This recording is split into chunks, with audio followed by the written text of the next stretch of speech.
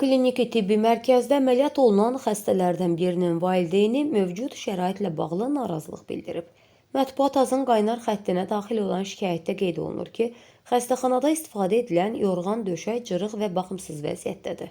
Bundan əlavə, müəssisədə isti suyun olmaması da problem kimi göstərilib. Valideynin sözlərinə görə ondan əlavə pul da tələb olunub. Mərkəzin mətbuat katibi Ruzbeh Məmməd açıqlamasında bildirib ki, xəstə əməliyyat olunduqdan sonra müvafiq şöbəyə yerləşdirilib. Təəssüf hissi ilə qeyd etmək istərdik ki, pasiyentin valideyni xəstəxana xidmətlərindən razı qaldığı halda tibb müəssisəsi barədə belə video çəkib. Videoda səsləndirilən iddialar isə həqiqətə uyğun deyil. Mətbuat katibi xəstə yaxınının palataya buraxılmaması məsələsinə də aydınlıq gətirib. Ölkədə karantin rejimi davam edir. Buna görə də xəstə yaxınlarının palatalara daxil olması tibbi protokollara uyğun olaraq qadağan edilib, deyə Ruzbeh Məmməd bildirib.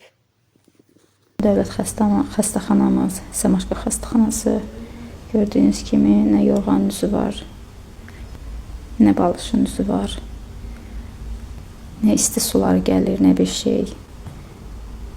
Təmizlikdəki güclə eləyirlər. Yəni, dövlətin ayırdığı büdcə ilə, dövlət bu büdcəni ayırıb, dövlətin ayırdığı büdcə ilə xəstələrə baxmaq istəmirlər. Həkim də deyir ki, mənim cibimdən pul ayrılır, mən cibimdən dərmanlara pul verim. Görən, bəs icbari sığorta niyə var? Yəni, sanki pul verməsən, iş getmir də. İndi bizim deməli pulumuz olmasa, bizim uşağımız ölməlidir və yaxud da ki, baxılmamalıdır. İcbari sığorta, dövlət ayırıb bu pulu. Niyə də baxmağa əziyyət çəkirsiniz ki? Niyə? İsti suyu yox, bir şey yox. Pastillər də hamısı ləkə-ləkə, ondan sonra cırıq vəziyyətdə, üzr istəyirəm ifadəmə görə. Yəni bu necə? Vallahi xəstəxanada mənim başım çıxmır. Uşaq narkozdan çıxıb, əməliyyatdan çıxıb gəlib, uşağı qaldırıb qoymağa gücləri çatmır.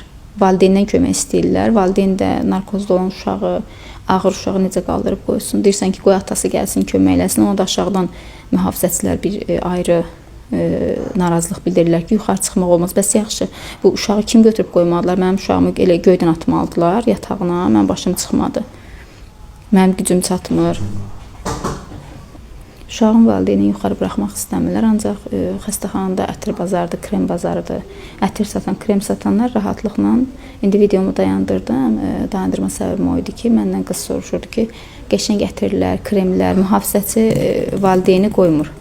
Mühafizəçi valideyni qoymur, ancaq ki, şey olar, ancaq nədir, nəyinsə qarşılığında, çox güman ki, müqabilində çıxıb yuxarı, xəstələrdən soruşa bilərlər ki, xəstənin yiyələrindən soruşa bilərlər ki, ətirlər və kremlər istəmirsiniz ki, bəyən bura satış yeridir.